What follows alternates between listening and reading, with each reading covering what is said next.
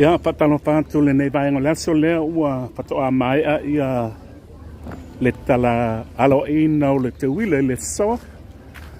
Mai moi foi il tato fati tianga ia me se foi le tauninga pupu. Na fai le tu o le matangi al lua pak o le temile nei o le wo mai le se singa le Samoa Entertainment Tv. I me lunga o le i tu o le nu a Turisi ya o le lato fale le tele na fai fati tianga fo le o le o la ko floor show mo Turisi mai pa fo le la o ia tato fale nei por faatau wino tato oloa puntasi o tato faleaiga matango fi puntasi ia kanga ia ni ia ato no e sela e ke fifi ia ya pelo tato ofu ia ngai matango fi tato la hello ya tato village nei le tourist nei tato lo nei pa pia ngai mai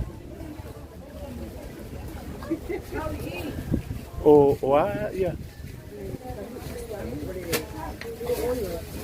okay e fai ngai pe okay eu ka pangu la le fai nei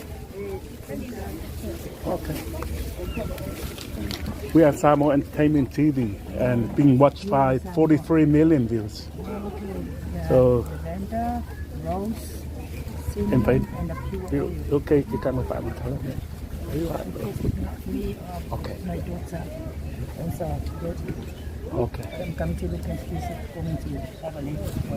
Okay. Okay. So there you go. It's a good advertisement for a lot of people.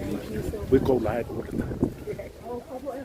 So we're being watched by 43 million views on my channel, Samoa Entertainment TV. It's a good turnout. Yeah, mọi người là lô ca cô lão.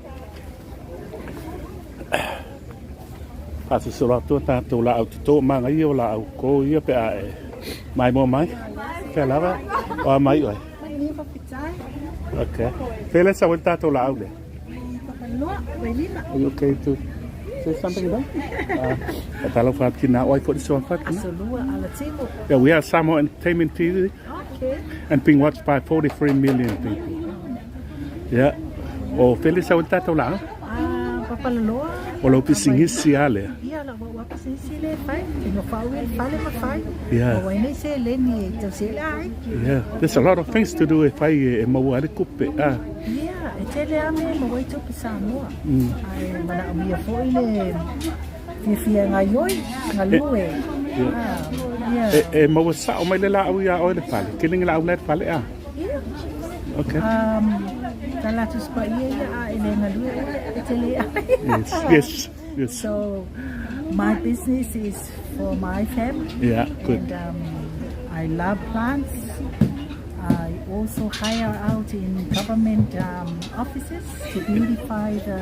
Yeah, like me fight. Okay. Foi na hire fati mo tema fasa. Tema fasa. Yeah. Au fo teme fa yeme fa pene el malo. Wa mai fo la faatau. Foi faatau. Telengi sila outlet fale. Yeah, tele foi sila outlet fale. Mo le kiki space. Space. Male la mai ko la wa. Mai le fa no fie fo le fa la wa ai mai. Yeah. Yeah, it all depends the space le mai. Yeah, le. Faatau wai. Yeah. Halo. Mangi bas. Yeah. Ngai mai lai ka ko la au. So if I look for in Samoa, faatau mau la au le faatau tele. Yeah, faatau tele mo le manoa. Yeah, are you able to provide your phone because people are watching and they might want to buy something of you? Yeah. 750-9954. Yeah, la telephone. Yeah, piku fa. Pituli ma oi vaiva lima fa. Man swafa fa man mo le fo i wanga. Asalua ala timu. No timu ya faatau mo tina o tina kasi le vai ngol tanto wala tan Samoa Entertainment TV. Pa la lo ka to loi pa po wala no fo mai le si o America po ni sila. Hello, more look for me. I like my God bless. God Yeah. bless. Yeah. Yeah, mata tu ngai oloa ia. Tatu ofu. Ia le. What size ofu ia?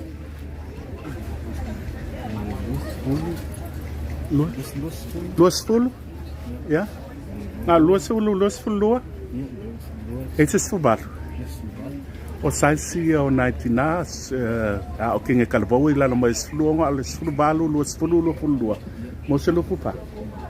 Yeah. But 22 is picking up. Yeah. O yonga la ia. Why? Okay. Pemele ia ile pisisida.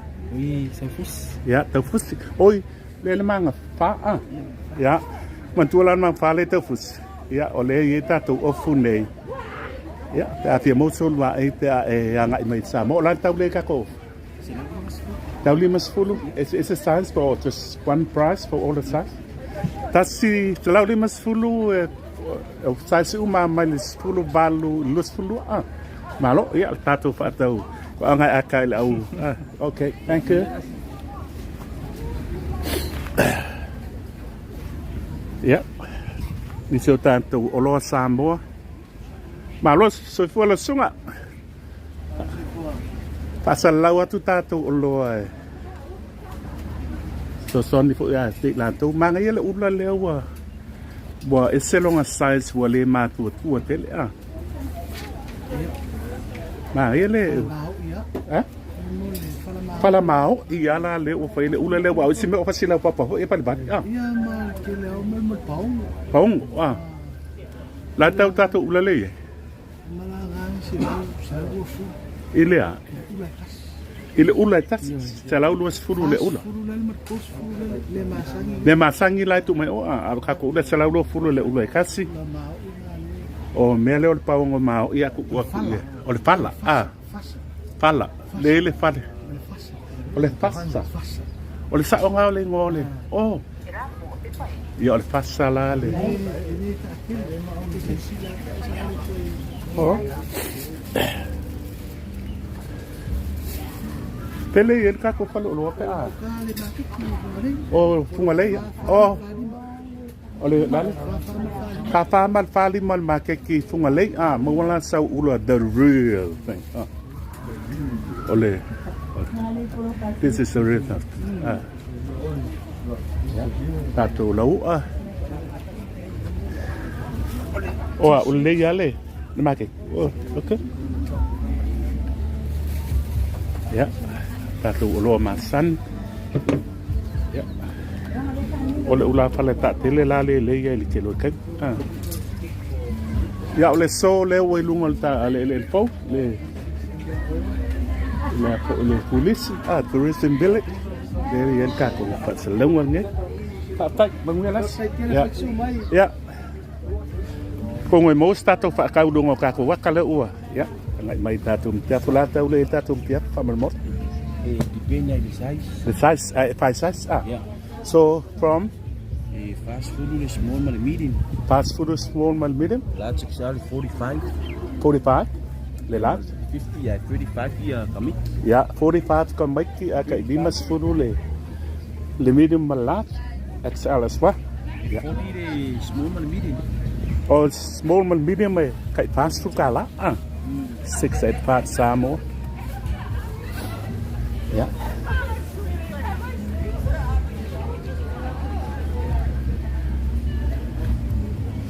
Ya, tak menguya ya.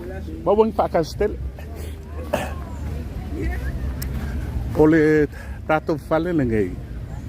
Ole fale ngai kuwa I taimi uma e tatala po ya taimi mo telo stone nei ye le kai mi kapung ya. But o si fale o lola le e ai taimi uma ngai.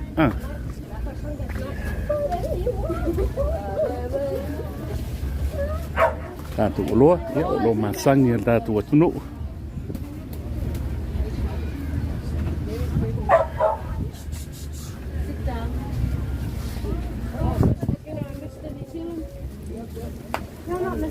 Yeah, ngày lọc. 118 inches. 18 inches.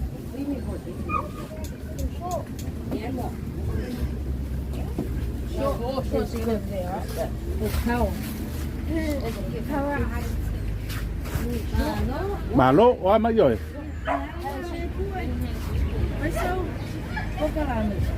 Ya, ole falau loa tatu oloa. This is Samoa Entertainment Tv. And it's being watched by 43 million views. 43 million. Whoa! May you see that? Hello, Talofa. Can you say Talofa? Talofa. Yeah, they're from New Zealand. Oh, from New Zealand as well? Yes. Your first time in Samoa? Yeah. Your first time. How do you like Samoa? Good. You like it here? Where about in New Zealand are you from? Where about are you from? Auckland. Auckland? I live in Auckland myself.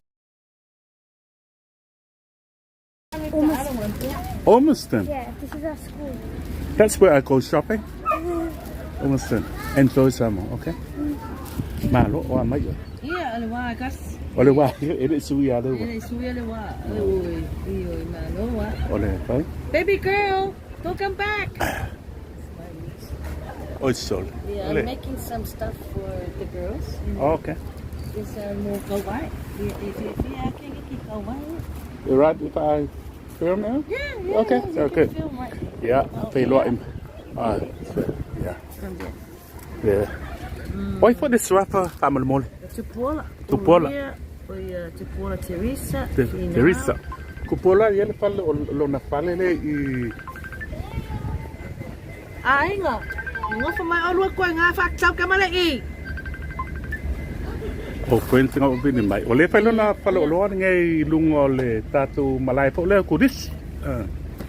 O lo ke me tau ina sistema ka sawa I tatala lo fale o loa the whole week. Yes. Yes. Yes. Yes. Ai, ole ngai.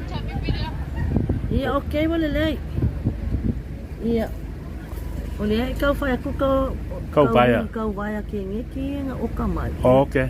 Ole me ngai fi fi ki ngi ki la ai ki kau vai. O tau vai la le su iama. I su na fai le foi ma ngoi le vai.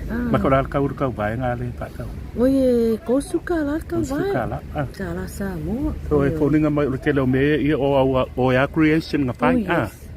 Your own original stuff. 685,000. Oh. Ya, ole akala ko mai lunga o ia o me nga falo si kinga. Oh. Kinga wa maliu. Oh, talo fai. Last year, but she owns the shop, she runs the shop. Wa ula, ia wa fai me I'm the backbone. Ole la wa saudo lu mo. She's no longer here now. Malo. So you carry on the legacy of the Carry on the legacy of my ancestors. Yeah. And then, well, you know, like I said, I'm always behind the scene. Okay, fire me, all the stuff are handmade. All the stuff are handmade, hand painted. Yeah. All the me umanga. Yeah, malo. And how's your business? Or my business? What about the tourists that come through? The tourists that come through, you know, for the tourists, okay. It is faatau for the tourists. Or the tourists faatau sin kama ime faapea fainale Just something from Samoa. From Samoa, kako for ini kako waka Samoa faatau. Le faatau? Yeah. O mai tatou business ngai le fale Samoa la le yaso uma o le vai yaso. Se uma ia ai. Mo se lo le vai yaso pe anga mai Samoa nei fatai mo tai me. Pa mnia pe le tu. Yeah. Come on this side. Yeah, okay. Thank you. Ngui foi te lo efo.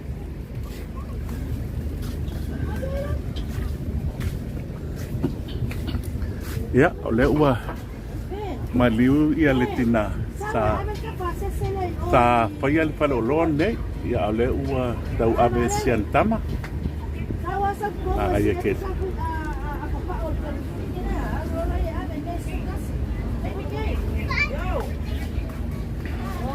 Samoa Entertainment TV.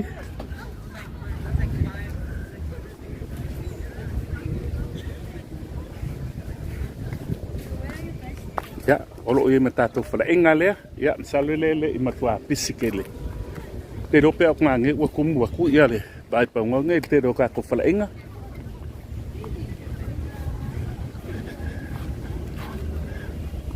Malo. Wow, monka ko me ai manga yung ikan. What have you got here? Le fatatat. Oh, ye le fer kuka. Oh. Talofa. Ya. Olha nga mo. Sandwich. Oh, pia ise mama pa ko mele titin mele mga oilo mga. Yeah, it's after 11 so mga unis. Oi pa karingangi wa ngangi pis ya. Okay. So all of that Milo. See, Thanks for you, my lord. yeah. Good. What if you as a property? Wow, look at that sandwich. Oh, my Olo. That's good. Yeah. Make our way down here tonight. Lale palawale. Only banana bread, chocolate chip, only almond, walnuts, Hui male male. only carrots. Oh, wow. Never seen this before. You baked this? Yeah, kakong hiu man ya. We are Samoa Entertainment TV. I think watched by 43 million views. It's good advertising. Yeah. Oi, sao cần cook? Yeah. Hello, tôi kích kia ăn mà càng phải cook cả liệu.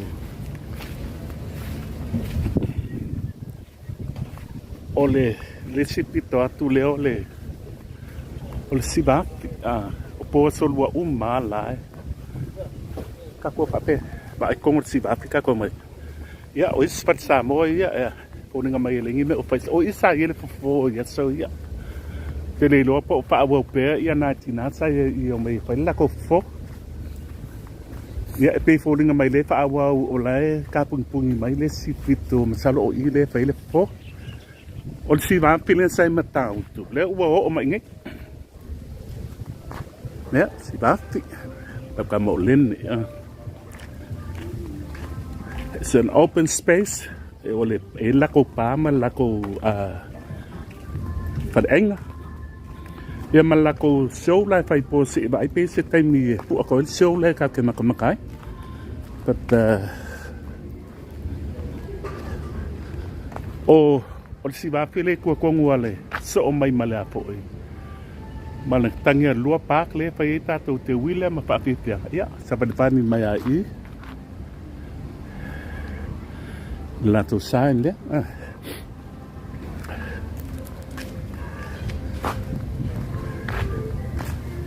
So po solo o my pele show ile. I family mela the hottest show in town. Yeah, la pusamal papki o. A lunga la o le malala o le pa ko. Le pa ko show yeah, faloloa. Malo, amay oi. Mang huy pháp tay. Qua phải for the show le Tuesday. A feeling. Phải không?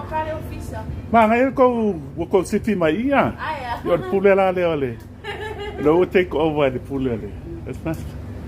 I will have to come next. Oh, if I just show. Yeah, tomorrow. Tomorrow night. Yeah. What time? 7 kakala Latino. I 8 or 8:30 le show. Oh, phải là show là phải nè cái. Yeah. Si ba phi ilung ole. Phải coi phải lo. Yeah, mang nguyên luôn.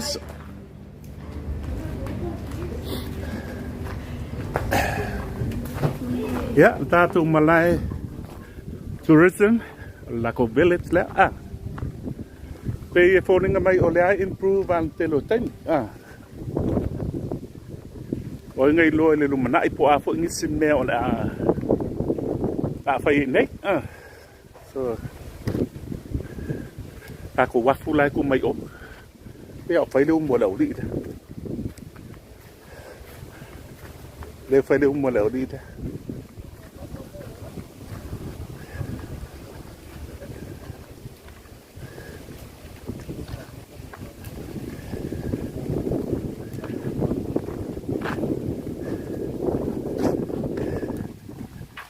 Ya, do pusa lo sorry. Kama ye lele anga ni. Ya. Pipile malo mala. Ya. Ya no we. Ki ya. Ya. Oh. Tengo seperti pada mak. So saus lesken apa pasio. La kan ni pasio. Ya, usul. Kapala mari pu iban ne so ro kering wa pasio de. Ero ku wa sebe o ko. Ya. Ya.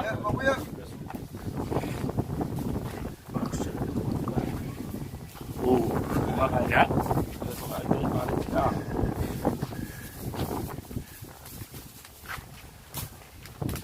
Ya wa pa ya mu ile. This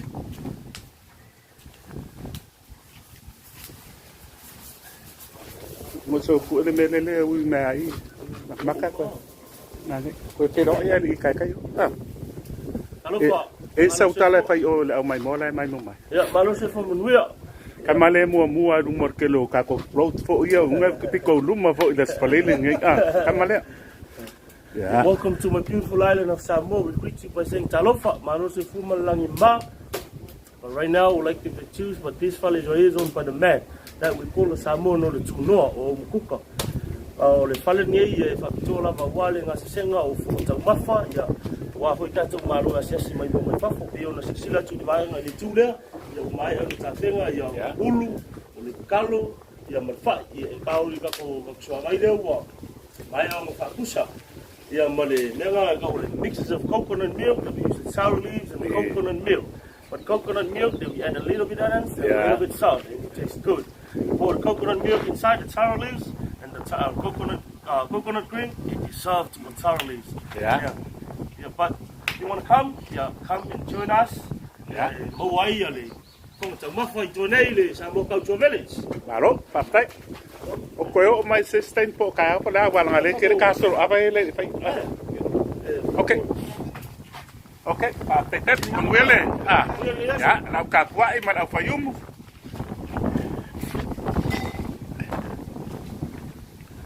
Ya, waktu tengah mai o ngayusung e walevan na mato pai me patas walevan pu airtel tato company le Samoa ne salo wa luas fulu ka sanga mon tupu taluai. Na matai ne patal lauma pu ene le tato wala ata Samoa Entertainment TV.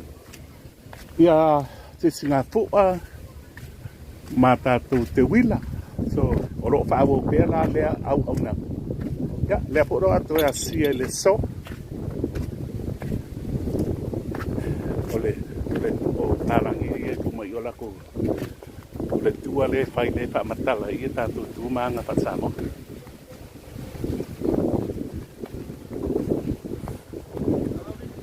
wa okay ya na tile ngai wo tato wala tai nei Samoa o masangi ko na tangata wai kilo kai mi ka mi lo mai ma pu ya ta ma tu wa tu lo mai ka ko ti ata ti fanga nai lungo na tato alat a to fo tam sabai thank you grandma ya maltelo sisinga fu o mate wila ya so ya to ya se ru au me lo ka ki mai so wadula pu e pa manta to wata o sa waila ya oleh perkape tapi ale farela le lempengu pu e certa ya le fai apa tu ya le la pa tau le lansi ai tatu pelo pe mai la wala tal ne Samoa Entertainment TV ya patalo fa ma pa mnia tu ta po inga ya ola pai va po I la wala ta o me ka ko ka mai Samoa ne ka ko felo ina ne tilungo le matangi lua park ya le la live pa tu fo I pa ti tiang o te wila ne to sang lua pe lua fu ma fa ya pa to pa ma ya te ne ka ko felo ina ne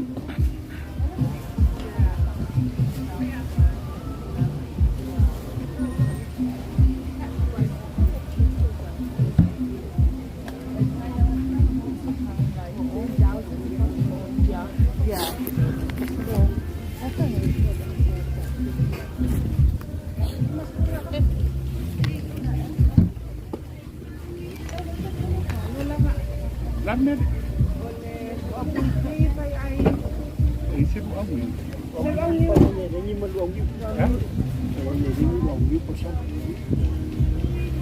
Lalan saya aja ni isi kan. Orang ni dia fight kau. Fight ni fit dalam berfight. Kamu udah ulu dah. Mainan mentah. Agi Allah. Noi, pasang baik ya. Masih bau lagi. Kalau mencuri saja. Semai. Oi, saya rasa semai kamu kamu boleh ya. Oi, dia jadi dia dapat wakil dia dapat tak ngat dia.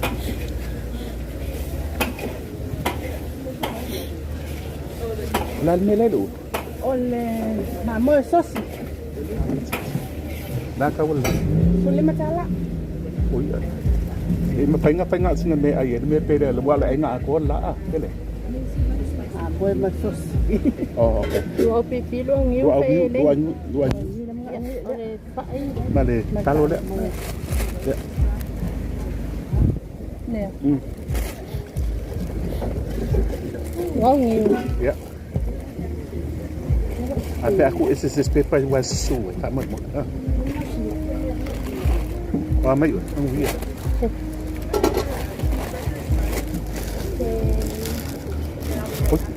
Here.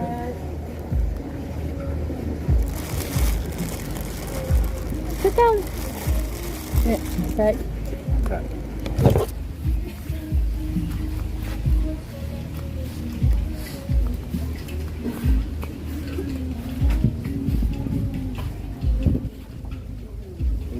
Lalan sekarang. Buat dia lah.